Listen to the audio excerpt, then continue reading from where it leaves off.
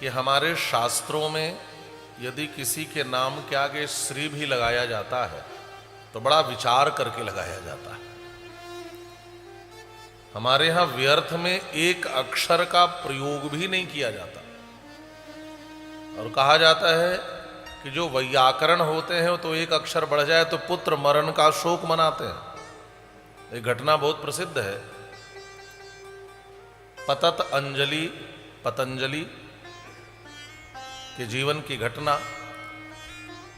पिता के अंजलि में एक नन्हा सा सर्प आया। पिताजी ने पूछा कोर भवान, होना चाहिए को भवान, क भवान संधि होकर को भवान। तो क्या पूछा पिताजी ने? कोर भवान। तो सांप ने उत्तर दिया सप्पोहम। कहना चाहिए सर्पोहम, तो उसने कहा सप्पोहम। तो पूछा इन्होंने कि रेफह को गता, रकार कहां गया? सर्पोहम क्यों नहीं कह रहे हो, सप्पोहम क्यों कह रहे हो? तो उस छोटे से सांप ने कहा त्वया हृता, आपने पहले ही रकार का हरण कर लिया। तो अपने कोर भवान का रकार मेरे सप पर लगा दो तो आप वाला भी शुद्ध हो जाएगा और मेरा भी शुद्ध हो जाएगा। एक अक्षर का ज्यादा प्रयोग क्यों करें?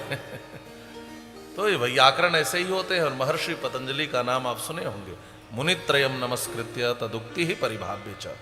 ये मुनित्रय, महर्षि पाणिनि, महर्षि पतंजलि, महर्षि कात्यायन, ये सब मुनित्रय है।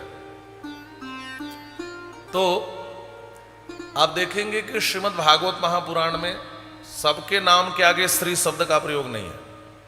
श्री भगवान उवाच, श्री शुक उवाच, लेकिन सीधे सीधे सूत उवाच, नारद उवाच।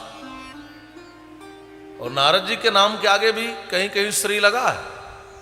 आप देखेंगे व्यास जी के संवाद में जब नारद जी आए तो केवल नारद उवाच, लेकिन जैसे ही भगवदीय वार्ता आरंभ कर दी वैसे ही श्री नारद उवाच। श्री भी लगाते समय विचार।